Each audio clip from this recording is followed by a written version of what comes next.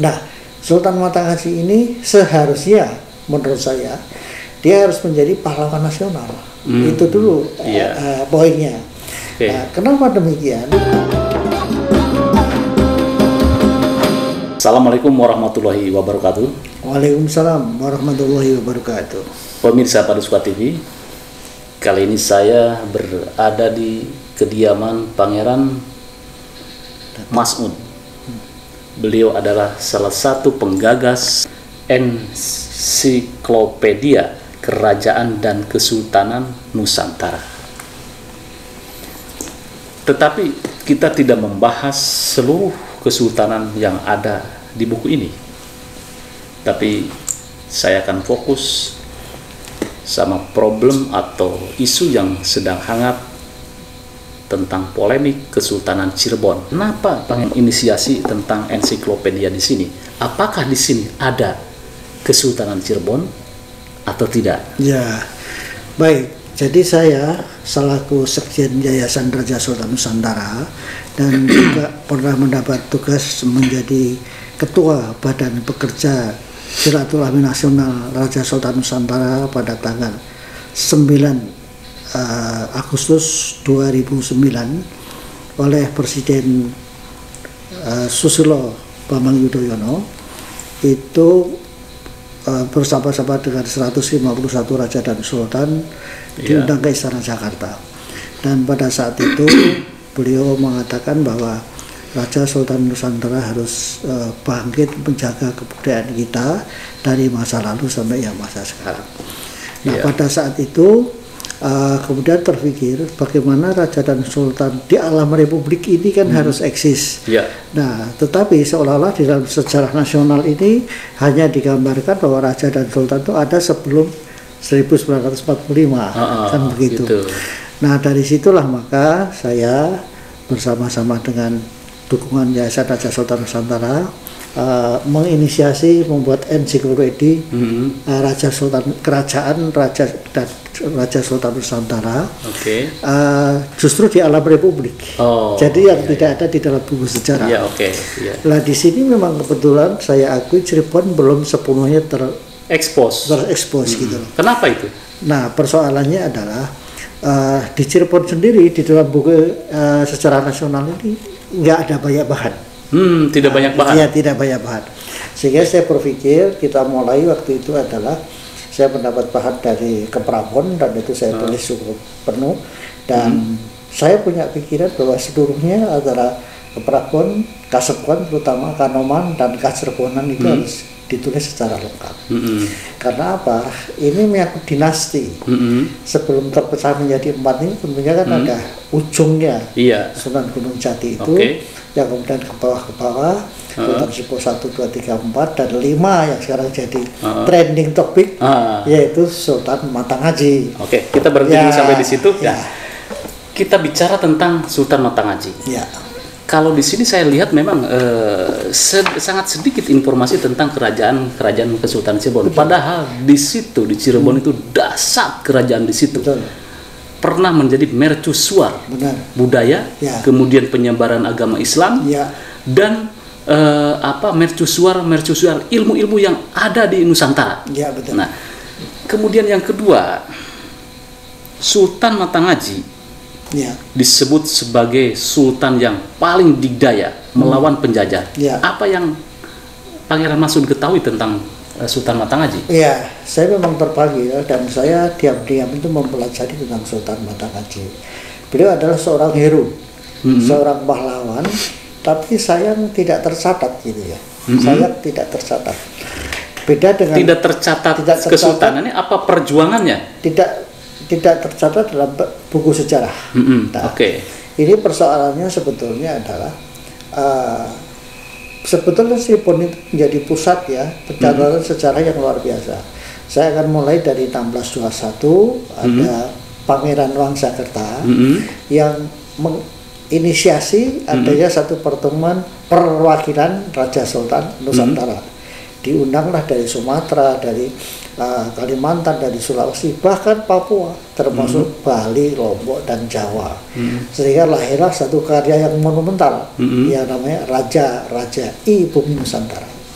Ini sebetulnya buku sangat monumental. Sayangnya di situ kurang menyinggung mengenai Sultan Matangaji juga. Nah ini persoalan menurut saya. Nah Sultan Matangaji ini seharusnya menurut saya dia harus menjadi pahlawan nasional. Itu dulu poinnya. Nah, kenapa demikian? Karena dia seorang sultan ya yang berjuang bersama rakyat, turun sendiri bersama rakyat ya. Tidak sekedar dia memerintahkan saja, mengkomando saja dari atas tahtanya, tapi turun sendiri bersama-sama dengan rakyat berjuang melawan Belanda. Kenapa? Karena pada saat itu sekitar awal abad ke-17, jadi 1602 itu VOC mulai masuk melalui Jakarta. Dan karena kepentingan mereka sebetulnya kepentingan dagang, tapi mau tidak mau dia menguasai juga, terutama adalah bahan-bahan utama perdagangan seperti gula misalnya kan, dan tanaman-tanaman yang berguna untuk Eropa. Tapi tidak itu saja, mereka memonopoli semua hasil pertanian, terutama dari Cirebon. Nah akibatnya dia memaksakan misalnya rakyat harus menanam tanaman tertentu yang diperlukan mereka. Lalu yang kedua, rakyat diminta kerja rondi lah kalau sekarang, atau tanam paksa kalau di zaman Diponegoro.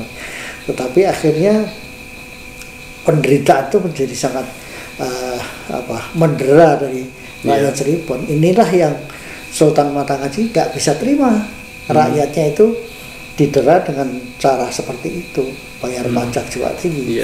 Nah akibat dari itu semua lalu dia konsisten, ayo kita lawan Belanda. Oleh sebab itu bersama-sama, tidak saya sebagai komandan dari keraton saja, tapi saya akan turun bersama kalian untuk melawan Belanda.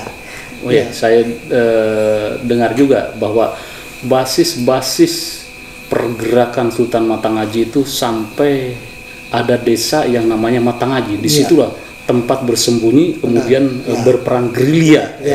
Benar.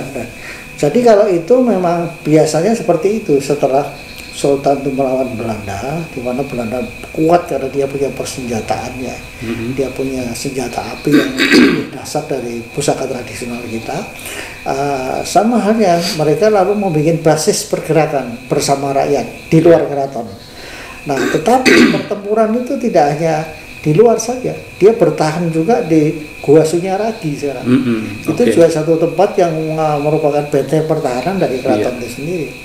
Nah, akhirnya bersama rakyat ini dia membuat satu wilayah yang kelak kemudian masyarakat mengatakan itu adalah Desa Matangaji. Ini sebenarnya kan masih berupa hutan-hutan. Kenapa? Ini sama halnya dengan Diponegoro. Saat mereka melawan Belanda itu dia ke Gua Selarong, walaupun dia sebenarnya calon sultan di Jogja, tapi dia lebih memilih melawan Belanda karena Belanda sudah merusak tatanan keraton, termasuk gaya hidup di keraton itu dirusak. Terutama kita ketahui bahwa Pangeran Diponegoro itu adalah pangeran yang demikian kukuh terhadap agama, khususnya agama Islam, nggak bisa menerima itu. Sultan Matangaji juga demikian, dia nggak rela rakyatnya didera seperti itu. Bedanya Sultan Matangaji itu adalah sultan ya. Nah, ini lebih dasar lagi. Nah seharusnya Sultan Matangaji itu punya derajat lebih dibanding Diponegoro, karena sultan yang bergerak gitu aja. Tetap bergerak, dan di dalam pergerakannya yang sangat hebat ini, dia juga bisa membuat kocar-kacir Belanda.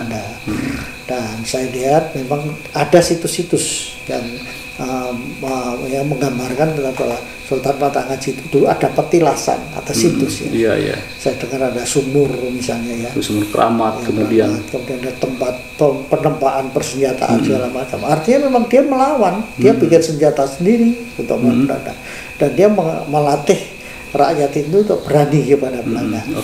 Nah ini artinya sebagai sultan itu kan dia tidak enak-enak tidur di kasur yang empuk dan dia biarkan rakyatnya begitu saja. Tapi dia bangkit, dia mengajak rakyatnya, ayo kita lawan ketidakadilan ini. Nah ini adalah satu semangat yang menurut saya pakai istilahnya adalah militansi, semangat militer yang luar biasa yang dimiliki oleh seorang sultan, terutama adalah dari Kasepuhan ini. Jadi layak tidak Sultan Matangaji diajukan sebagai pahlawan nasional? Bahkan menurut saya seharusnya masuk pahlawan nasional.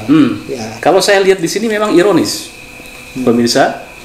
Sultan Matangaji yang sangat terkenal dengan perlawanannya dan dia wafat karena dibunuh karena berani terhadap Belanda dan melakukan pemberontakan. Tetapi ironisnya tidak masuk dalam sejarah nasional Indonesia. Nah, jadi kenapa ini, Pak Gerang?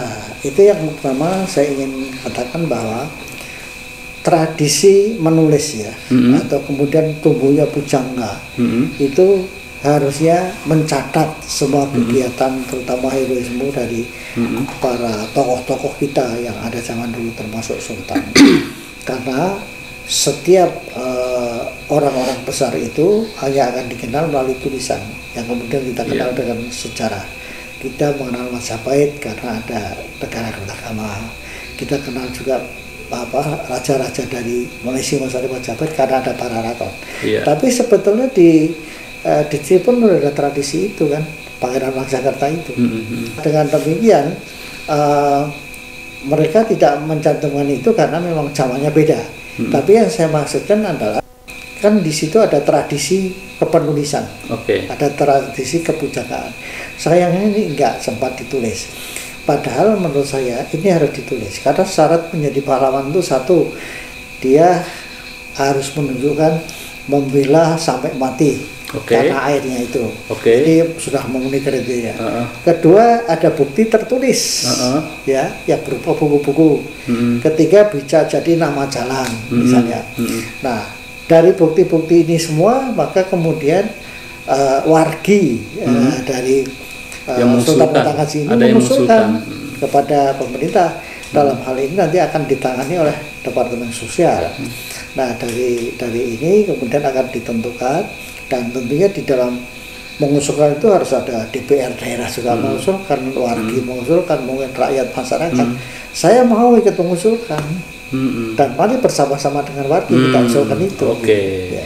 Jadi sekarang itu kelihatannya mereka tidak terpikirkan bahwa di daerahnya ada pahlawan yang dahsyat, ada pahlawan yang luar biasa.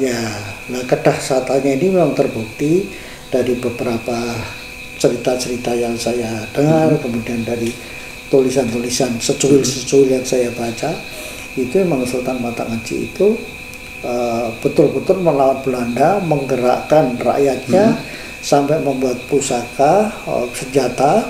Dan yang hebat lagi, dia tidak pernah meninggalkan sholat 5 waktu. Ini terbukti adanya sumur-sumur yang merupakan situs, dan itu adalah beliau pada saat itu berwudu dulu. Sehingga setiap harinya dia itu dari subuh sampai duhur itu berusaha tidak batal. Ya, dalam dijaga itu wudu dan sholatnya dijaga. Akhirnya membuat Belanda kocar kacir. Nah, dari aspek itu kemudian Belanda sangat igit-igit kalau orang Jawa bilang, sangat benci sekali dengan Sultan Matangaji. Gimana caranya supaya dia bisa terbunuh dengan cara apapun gitu. Nah itu cerita. Nah, cerita ini yang sangat dramatis, dan ini justru harus dicatat dan dimasukkan di dalam sejarah. Karena kalau ini tidak dimasukkan, tidak tahu. Nah, padahal di dalam sistem keprajuritan ini dari zaman dulu sampai sekarang, seorang prajurit sejati atau pahlawan sejati itu adalah orang yang meninggal tidak di atas kasur, tapi dia meninggal dalam perjuangan, mempertahankan harkat dan martabat keratonnya pada saat itu bersama rakyatnya. Nah ini sebetulnya sudah memenuhi syarat, cuman syaratnya belum ada yang nulis. Konon kabarnya juga Sultan Matangaji itu tidak mempan ditembak. Nah, saya dengar juga begitu. Jadi banyak cerita-cerita yang mengatakan bahwa beliau ini kebal senjata atau sakti, dan konon kesaktiannya itu karena punya ageman. Nah, tidak ada satu prajurit atau pahlawan yang perang tidak pernah punya keris. Lihat di Ponorogo berkeris. Nah, ini semua menunjukkan bahwa dari sebuah palapa pun juga bentuknya keris itu kan, dia menggambarkan keris. Nah, Sultan Matangaji juga demikian, agemannya ini sudah menyatu dengan dirinya, sehingga keris pusaka ini selalu dibawa dia, dalam keadaan perang maupun dalam keadaan tidur itu dia selalu berdua dengan kerisnya itu.